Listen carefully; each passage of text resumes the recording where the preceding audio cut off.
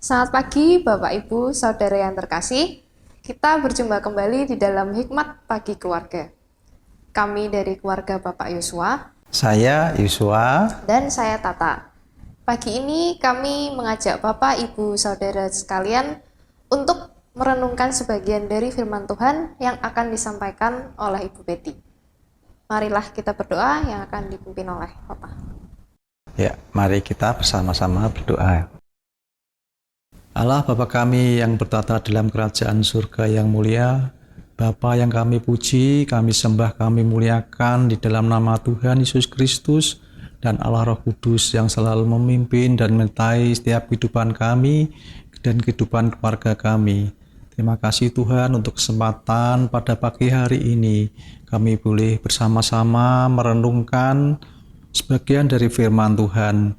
Kiranya Tuhan membuka hati kami untuk kami boleh memahami firman-Mu dan boleh kami lakukan dalam setiap kehidupan kami. Terima kasih Tuhan, kami berdoa untuk Ibu Betty yang akan membawakan firman Tuhan. Kiranya Tuhan memberikan hikmat dan Roh Kudus-Mu menyertai Ibu Betty senantiasa. Terima kasih Tuhan, kami berdoa dan mengucap syukur hanya di dalam nama Tuhan Yesus Kristus. Amin. Judul renungan pada pagi hari ini adalah yang memegang kunci maut dan kerajaan maut. Bacaan terambil dari Kitab Wahyu pasal 1 ayat 17-18 yang berbunyi demikian. Ketika aku melihat dia, tersungkurlah aku di depan kakinya sama seperti orang yang mati. Tetapi ia meletakkan tangan kanannya di atasku, lalu berkata, "Jangan takut, aku adalah yang awal dan yang akhir. Dan yang hidup aku telah mati, namun lihatlah, aku hidup sampai selama-lamanya, dan aku memegang segala kunci maut dan kerajaan maut." Demikianlah firman Tuhan, syukur kepada Allah. Ibu Bapak, jemaat yang terkasih di dalam Tuhan Yesus Kristus, demikianlah kata-kata seorang tua penggali kubur yang diajak berbicara oleh seorang hamba Tuhan setelah menyampaikan firman kehidupan. Orang tua tersebut telah melihat ratusan orang dikebumikan, tua maupun muda.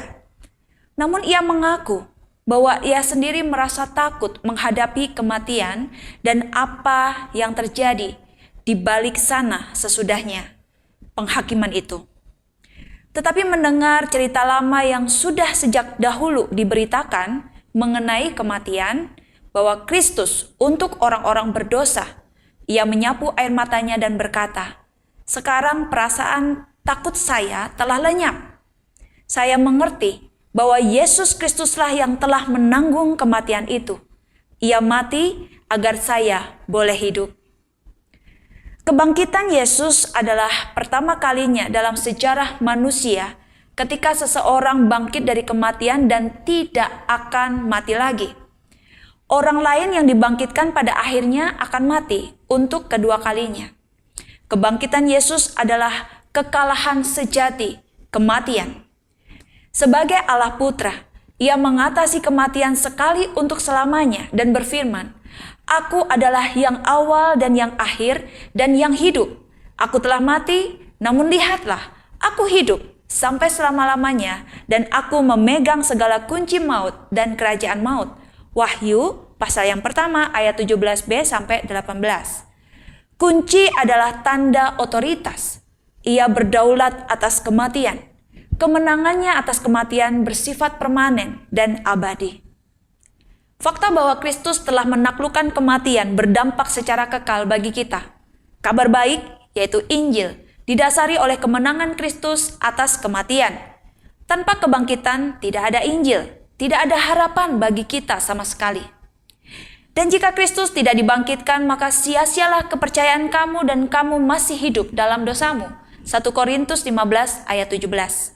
Sebaliknya, Kristus telah bangkit, dan sebagai penakluk bersama dengannya, umat Kristen, kita sudah berpindah dari dalam maut ke dalam hidup. 1 Yohanes 3 ayat 14. Kristus telah mematahkan kuasa maut dan mendatangkan hidup yang tidak dapat binasa. 2 Timotius 1 ayat 10. Ia telah menyingkirkan sengat maut, yaitu dosa. 1 Korintus 15 ayat 56. Artinya, kita tidak akan diadili oleh Allah menurut dosa kita. Sebaliknya, kita akan berdiri di hadapan Allah mengenakan kebenaran Kristus yang sempurna. Inilah sebabnya mereka yang percaya pada Kristus tidak akan menderita apa-apa oleh kematian yang kedua. Wahyu 2 ayat 11. Dan kematian yang kedua tidak berkuasa lagi atas mereka. Wahyu 20 ayat 6. Haleluya. Tidak ada yang dapat memisahkan kita dari kasih Allah di dalam Kristus, bahkan maut sekalipun. Amin. Demikian Bapak Ibu yang terkasih dalam Tuhan Yesus Kristus, setelah kita mendengarkan renungan pada pagi hari ini, kita akan bersama-sama menutup renungan pagi ini dengan berdoa. Tuhan, Bapa kami yang bertata dalam kerajaan surga, Bapa yang kami puji, kami sembah, kami muliakan di dalam nama Tuhan Yesus Kristus dan Allah Roh Kudus yang selalu beserta dengan kami. Terima kasih Tuhan untuk pagi hari ini kami boleh mendengarkan sebagian firman-Mu, untuk kami boleh mengawali segala aktivitas sepanjang hari ini. Biarlah firman-Mu menjadi pelita bagi kaki kami dan terang bagi hati kami. Ya Tuhan, kiranya Engkau sendiri yang selalu menyertai kami, Engkau memberkati setiap aktivitas kami. Terima kasih Tuhan, kami berdoa dan mengucap syukur hanya di dalam nama Tuhan Yesus Kristus. Amin.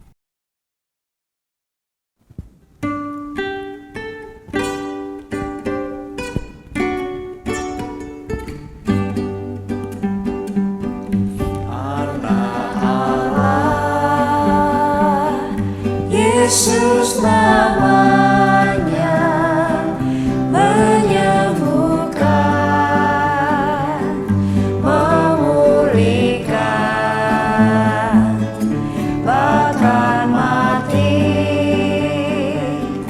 tebus diriku, kubur kosong membuktikan Yesus hidup. Sebab Dia hidup, ada hari esok. Sebab Dia hidup, ku tak takut, karena ku tahu Dia pegang hari esok. Hidup jadi sebab Yesus hidup, Anak Allah. Yesus namanya menyembuhkan, memulihkan, bahkan mati, tebus diri,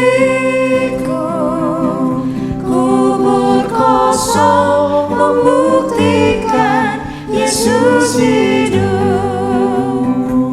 Sebab Dia hidup,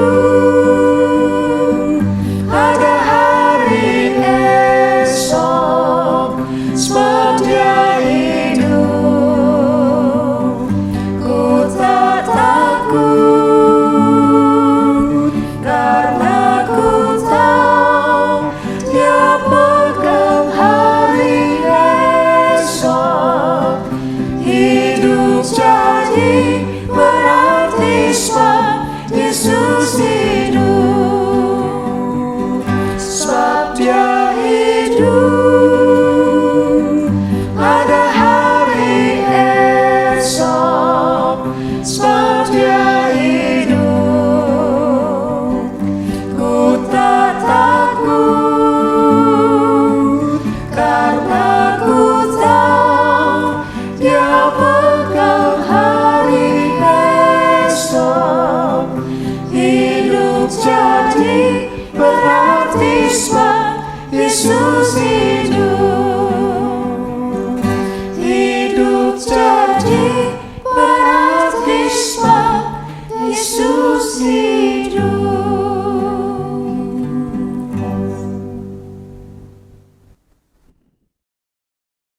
Demikian nikmat pagi keluarga pada hari ini. Tuhan Yesus memberkati.